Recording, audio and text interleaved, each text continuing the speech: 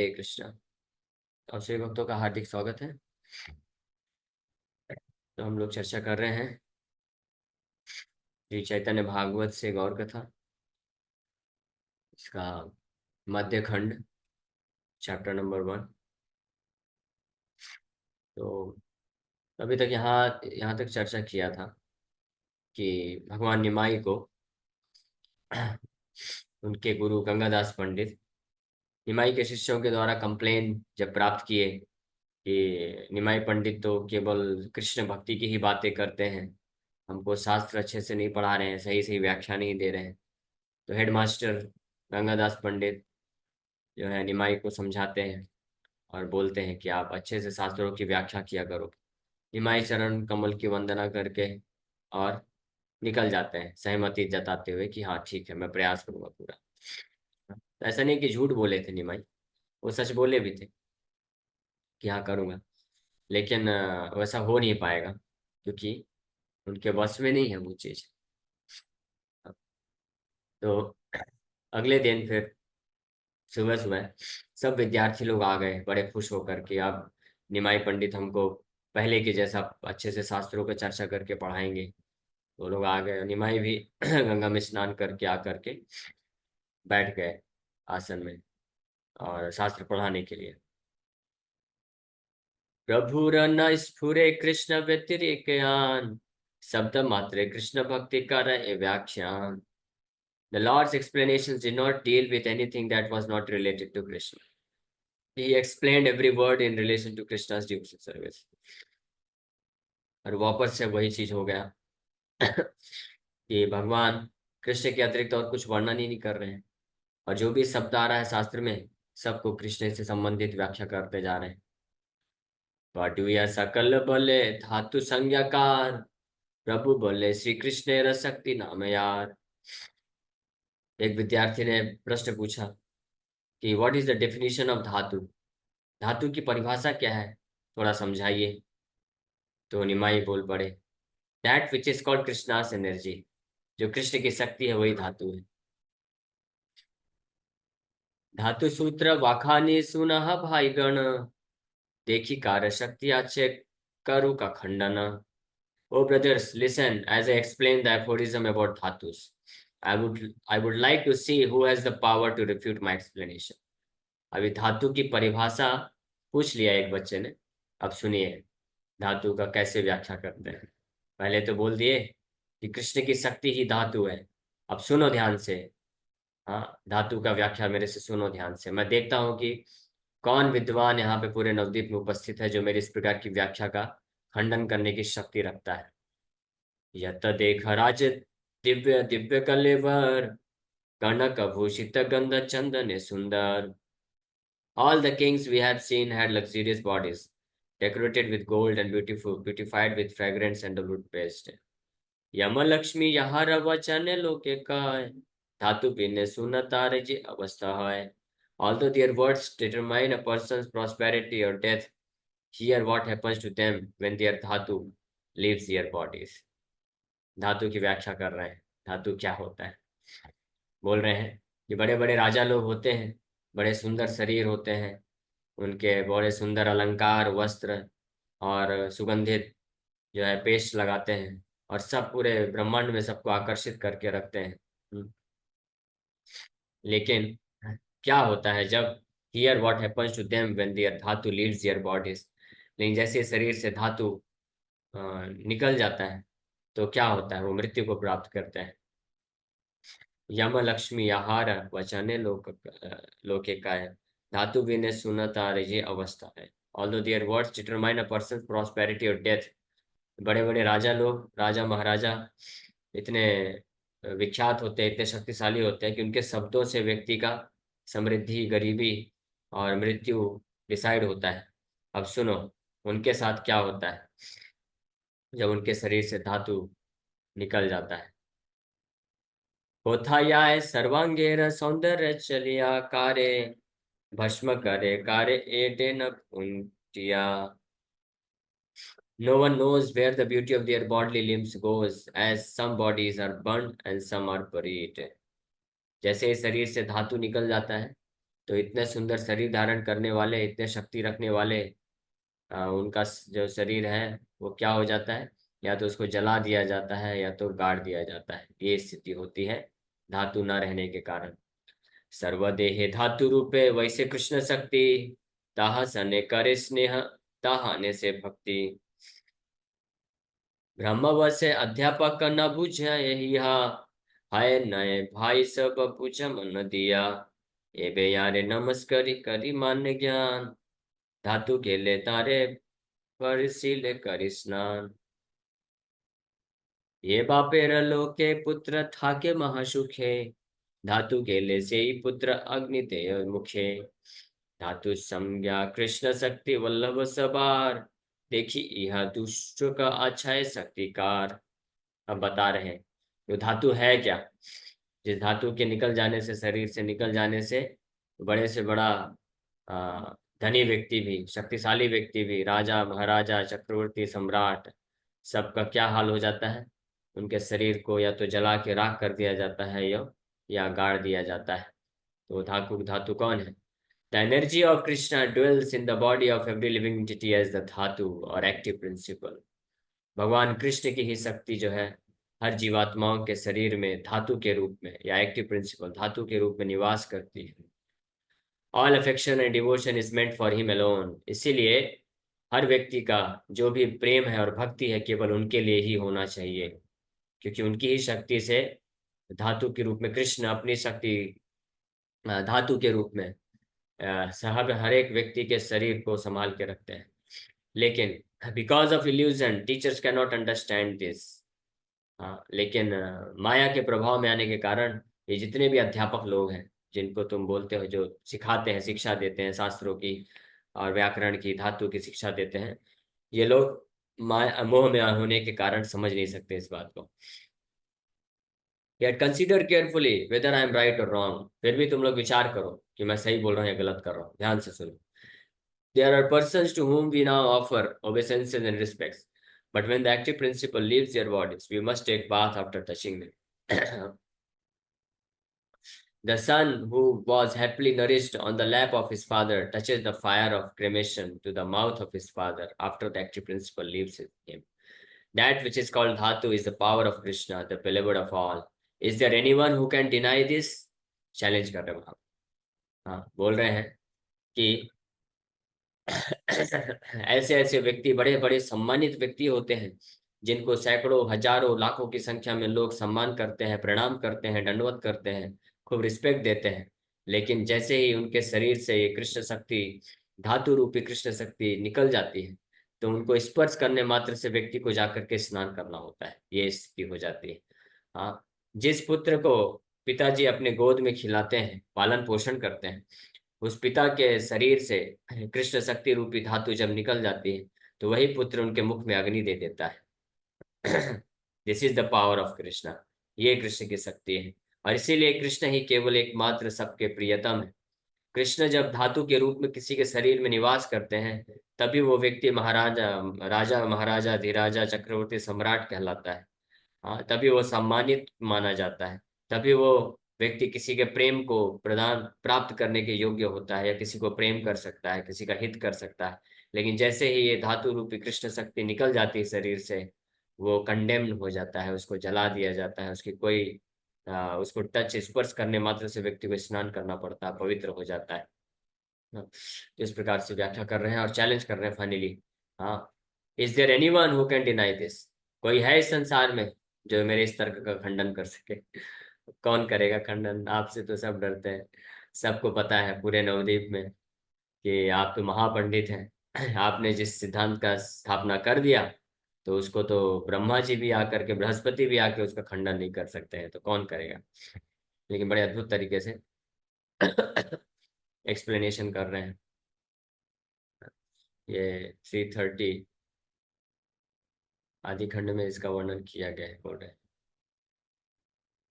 सुखदेव गोसाई replied, शिशु का कहे न सुना राजा परीक्षित, परमात्मा सर्वदेह वल्लभ विदित, आत्मा विने पुत्र व कलत्र बंधुगण, ग्रह हेते बाहिर कराय तत्क्षण, अतएव परमात्मा सवार जीवन। सही परमात्मा ए श्री नंदनंदन। अतएव परमात्मा स्वभाव कारणे कृष्ण ते अधिक स्नेह करे गोपीगणे। तो भगवान आत्मा के शरीर में रहने से ही सब कुछ चलता है, और आत्मा परमात्मा का अंश होता है। इसीलिए लोग किसी भी व्यक्ति को अगर प्रेम करते हैं, अफेक्शन रखते हैं या उसका पालन पोषण करते हैं, तो शरीर में आत्मा रहने के कारण ही करते हैं। आत्मा चला गया तो फिर कोई किसी का केयर नहीं करता है, शरीर को तुरंत जला दिया जाता है। इस प्रकार से ये भागवत में भी सुखदेव गोस्वामी बताते हैं। ए मत पवित्र पूज्य ये कृष्ण शक्ति, हे न कृष्ण भाई सब कर दृढ़ भक्ति।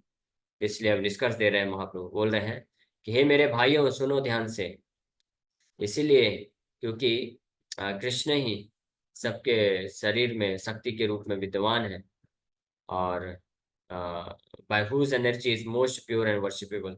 कृष्ण के ही शक्ति से व्यक्ति शुद्ध और पवित्र और पूजनीय बनता है। इसीलिए केवल और केवल कृष्ण को दृढ़ भक्ति करो, कृष्ण का ही भक्ति करना चाहिए। निष्कर्ष दे रहे हैं, क्योंकि कृष्ण ही है ना पूरे शरीर को चला रहे हैं। हमारे जीवन, किसी भी व्यक्ति के जीवन में कुछ भी ऐश्वर्य है, कुछ भी मान सम्मान है, कुछ भी भक्त, कुछ भी उसका है पूज्य, वर्शिपेबल है, पूजनीय होता है, तो वो शरीर में आत्मा परमात्मा के रहने से होता है, और कृष्ण की शक्ति शक्ति है। तो इसलिए कृष्ण की तरफ दृढ़ भक्ति रखो। भला कृष्ण भज कृष्ण सुन कृष्ण नाम, आहत निशा श्री कृष्ण चरण कर ध्यान। इसलिए chant the name of Krishna, Krishna के नाम का जप करो, कृष्ण का पूजा करो, कृष्ण के नाम को सुनो और दिन रात meditate on the lotus feet of Krishna, Krishna के चरण कमलों का ध्यान करो दिन रात। ये निष्कर्ष देते हैं, है ना। तो विद्यार्थी ने पूछा था बेचारा जानना चाह रहा था कि हे निमाय पंडित जी महाशय, आप थोड़ा हमको बताइए धातु क्या होता है, धातु की परिभाषा बताइए, समझाइए। तो बड़े अद्भुत तरीके से बड़ा सुंदर व्याख्या की। धातु क्या है? कृष्ण ही धातु है। इसलिए निष्कर्ष क्या है? बल कृष्ण भज कृष्ण सुन कृष्ण नाम, अहर्निश श्री कृष्ण चरण कर ध्यान। तस्माद, भागवत में भी एक चीज बताया गया है। तस्मादेकेन मनसा भगवान सात्वतां पतिः, श्रोतव्यः कीर्तितव्यश्च ध्येयः पूज्यश्च नित्यदा। तस्मात् therefore with one pointed attention one should constantly hear about, glorify, remember and worship the personality of God who is the protector of the devotees। हाँ, सात्वतां पति है ना। इसलिए तस्मादेकेन मनसा भगवान सात्वतां पतिः, श्रोतव्यः कीर्तितव्यश्च ध्येयः पूज्यश्च नित्यदा। 2.1.5 सेम श्लोक, सेकंड कैंटो में बताया गया। तस्मात् सर्वात्मन आराचन हरिः सर्वत्र सर्वदा, श्रोतव्यः कीर्तितव्यश्च स्मृतव्यो भगवान् नृणाम्। इस प्रकार से ये वर्णन कर रहे हैं। यहाँ चरण दुर्वा जल दिले मात्र, कभू नहीं यमे रसे अधिकार पात्र। Anyone who offers a little water or durva grass at the lotus feet of the Lord is never subjected to the punishment of Yamaraj। आप ऐसा मत सोचो कि मैं चाहे उनके चरण कमलों का ध्यान निरंतर करने के लिए बोल रहा हूँ, फिर संसार में हमारा रक्षा कौन करेगा, हमारा प्रत्येक पालन पोषण कौन करेगा। केवल आहर निशा बोल रहे हैं कि आहर निशा दिन रात बैठ के चुपचाप कृष्ण का नाम जप करो, कृष्ण के चरणों का स्मरण करो, तो फिर क्या होगा। बोले टेंशन मत लो, जिनके चरण, उनके चरण कमलों की महिमा इतनी ज्यादा है, जिनके चरण कमलों में कोई थोड़ा सा जल और दुर्वा ग्रास ऑफर कर देता है, तो उसको कभी यमराज का पनिशमेंट, दंडन ही झेलना पड़ता है। सकृन् मनः कृष्ण पदारविन्दयोर् निवेशितं तद्गुणरागिजरिहा, न ते यमं पाशभृतश्च तद्भटान् स्वप्ने अपि पश्यन्ति हि चीर्ण निष्कृता। ये यमराज खुद बोलते हैं, ये श्लोक भागवत में है। यमराज खुद बोलते हैं कि जो लोग एक बार भी कृष्ण का अ, शरण नहीं लेते हैं, although not having fully realized Krishna, persons who have even once surrendered completely unto his lotus feet, एक बार भी, जस्ट एक बार भी अगर कोई चरण कमल में आश्रय ले लेता है, and who have become attracted to his name, form, qualities and pastimes, are completely freed from all sinful reactions। अपने पूर्व जन्म के समस्त पापों के अपराधों से मुक्त हो जाता है व्यक्ति, अगर एक बार भी कोई भगवान के नाम रूप गुण लीलाओं से आकर्षित होकर के कृष्ण को समर्पण कर देता है। For they have thus accepted the true method of atonement। Even in dreams, such surrendered souls do not see Yamraj or his order carriers who are equipped with ropes to bind the simple. Narasimha पुराण में यमराज इस प्रकार से बोलते हैं, अहम अमर गणार्चितेन धातारयेम इति लोकहिताहिते नियुक्ता हरि कुरु विमुखान् प्रशां सिमर्त्यान् हरि चरण प्रणटान् नमस्करोमि. I have been appointed by Lord Brahma, who is worshipped by the demigods, to judge pupils' pious and impious activities. I severely punish the materialistic fruitive actors who are opposed to the spiritual master and Lord Hari. And I offer my obeisance to the Vaishnavas who have surrendered themselves to the lotus feet of Lord Hari. तो नरसिंह पुराण में यमराज जी खुद बोलते हैं कि ब्रह्मा जी ने मुझे नियुक्त किया है इस संसार के लोगों के पाप और पुण्य के हिसाब से उनको जजमेंट देने के लिए। और मैं जो भौतिकवादी व्यक्ति होते हैं, जो भगवान और गुरु और कृष्ण, आध्यात्मिक गुरु और भगवान हरि के विद्रोही होते हैं, द्वेषी होते हैं, उनको मैं बहुत ही सीवियरली, बड़े भयानक तरीके से उनको दंडित करता हूँ। और वहीं दूसरी ओर जो वैष्णव होते हैं, जिन्होंने भगवान के चरण कमलों में समर्पण कर रखे हैं, तो उनको मैं खुद प्रणाम करता हूँ। ये यमराज बोल रहे हैं। स्कंद पुराण में इसी तरीके से बोला गया है, न ब्रह्मा न शिवाग्निंद्र नाहम नान्य दिवौकशक्तास् तो निग्रहम कर्तुम वैष्णवानाम महात्मनाम. यमराज स्कंद पुराण में बोलते हैं, लॉर्ड ब्रह्मा, लॉर्ड शिवा, अग्नि, Indra and my self, that means Yamaraj, and other demigods are unable to chastise the broad-minded Vaishnavas. वैष्णवों को निग्रह मतलब उनको चेस्टाइज करना, दंडित करना या हराना, हराने का शक्ति ना तो ब्रह्मा के पास है, न शिव जी के पास है, ना मेरे पास है, ना इंद्र और अग्नि के पास है, ना अन्य किसी देवताओं के पास है. तो ये अघबक पुत नारे ये कैला मोचन भज भज से नंद नंदन चरण.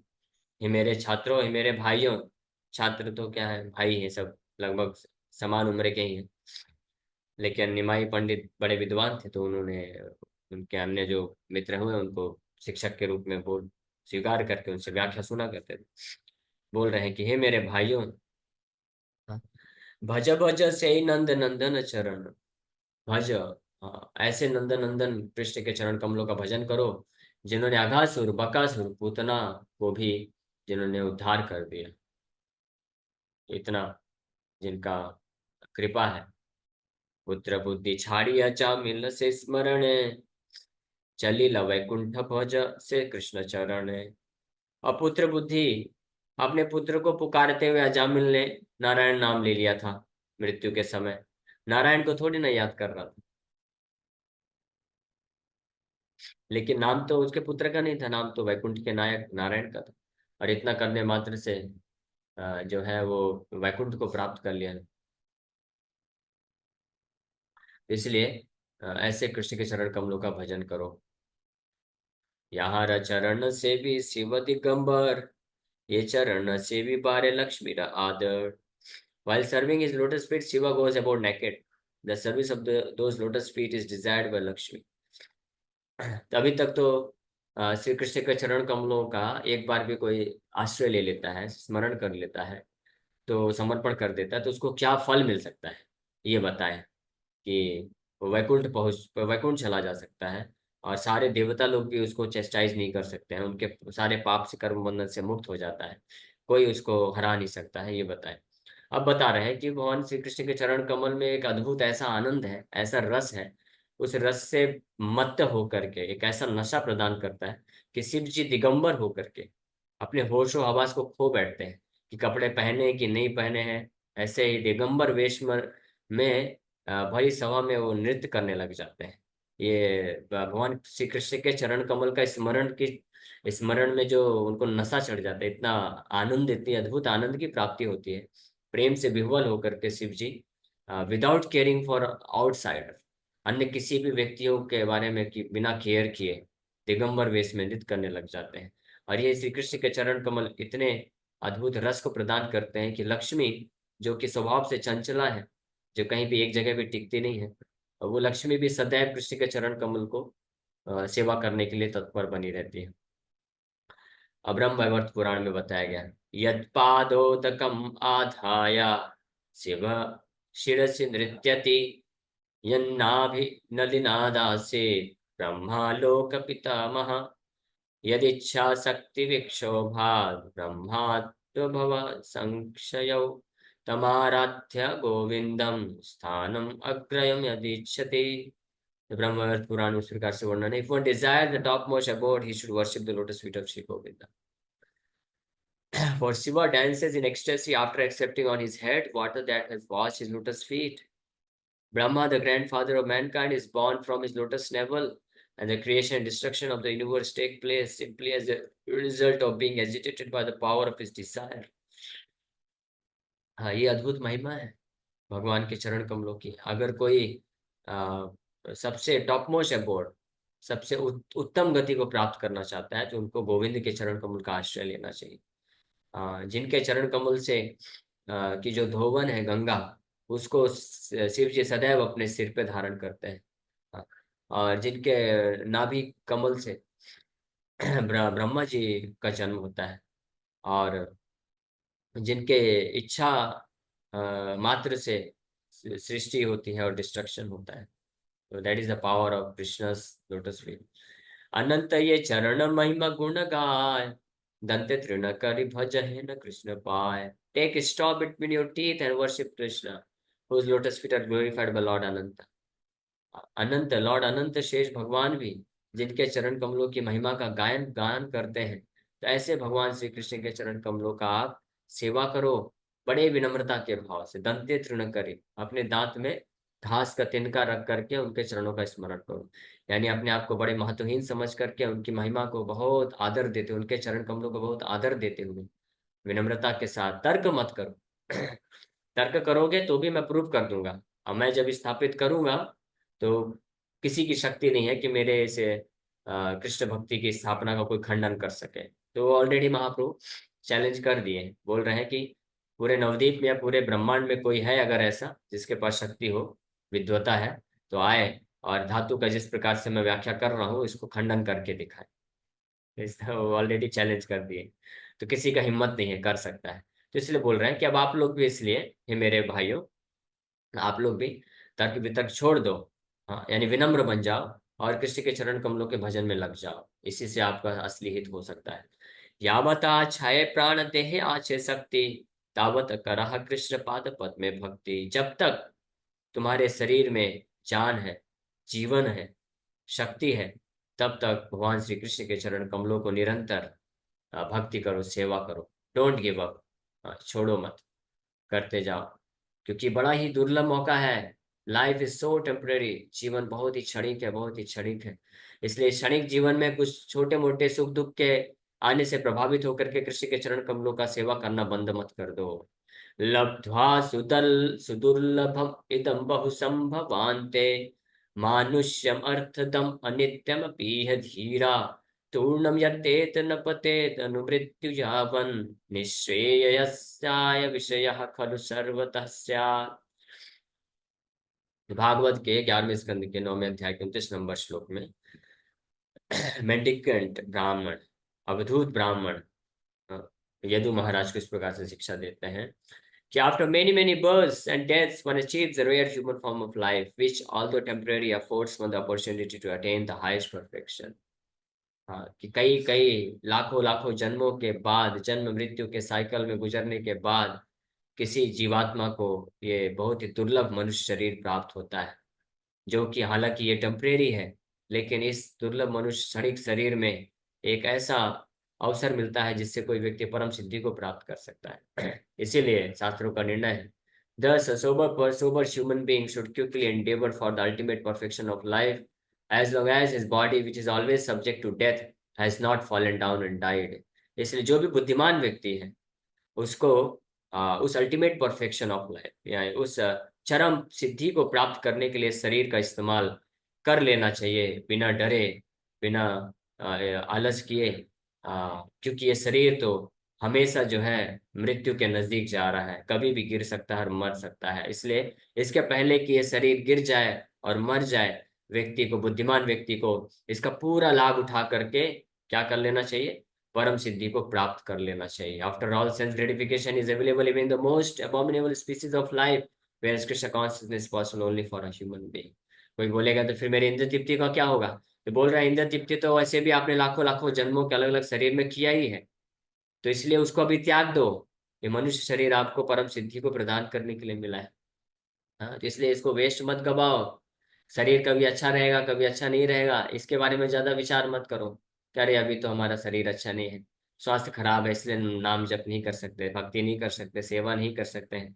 ये दो प्रकार के शरीर है, एक ग्रॉस बॉडी, कभी ये इसकी तबीयत खराब हो जाती है, और कभी जो सूक्ष्म शरीर है मन, उसकी तबीयत खराब हो जाती है। ये दोनों की तबीयत खराब होने से व्यक्ति जो है भ्रमित हो जाते हैं और भगवान का सेवा और नाम जप छोड़ देते हैं। तो महाप्रभु बोल रहे हैं कि नहीं नहीं, ऐसा मत करो, ये शरीर तो वैसे ही गिरने वाला है। आप कितना भी शरीर को संभाल लो, शरीर आप बचा नहीं सकते हैं। हाँ, ये सिर्फ पे संभव नहीं है। हाँ, पतत्यवश्यम सतसंधि जर्जरम किमौषधे पृष्ठसे मूढ़ दुर्मते। पतति अवश्यम सतसंधि। किंग कुलशेखर महाराज मुकुंद माला स्त्रोत में ये बहुत सुंदर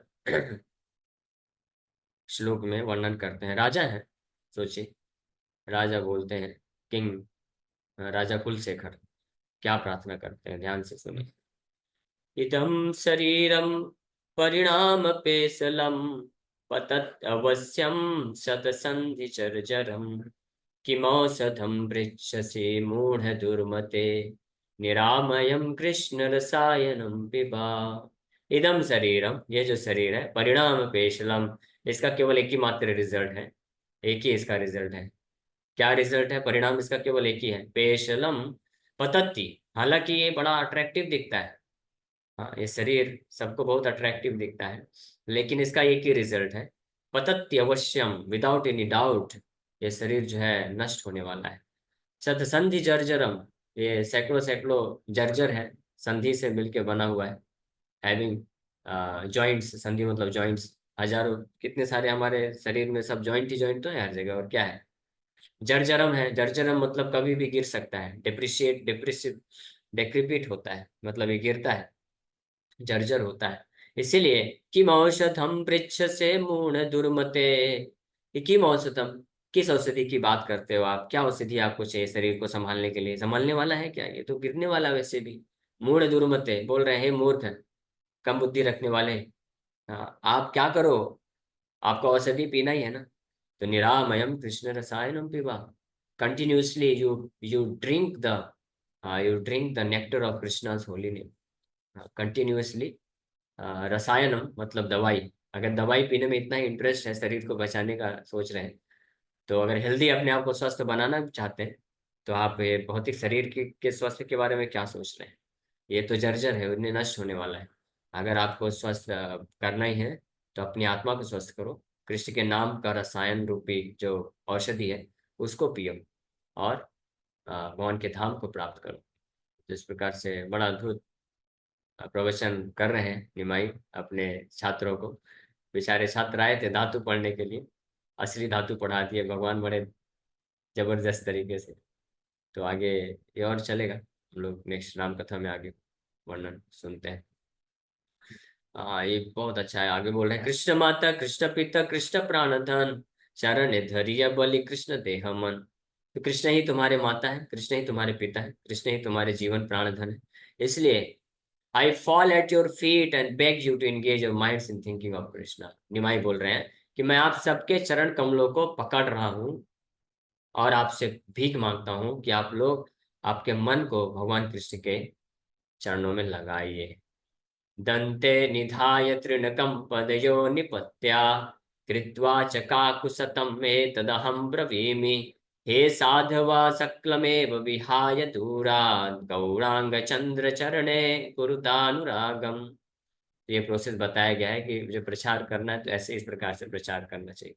समय हो गया, कहीं पे विराम करेंगे, राम कथा में इसको पर चर्चा करेंगे। चैतन्य चंद्रामृत में प्रबोधानंद सरस्वती भी इस प्रकार से रिक्वेस्ट करते हैं कि कैसे मैं आपके चरण कमलों को प्रार्थना करके आपसे प्रार्थना करता हूँ, चरण कमलों को पकड़ के, कि आप लोग कृष्ण के चरण का आश्रय लीजिए। ओके एनीवे, हरे कृष्ण हरे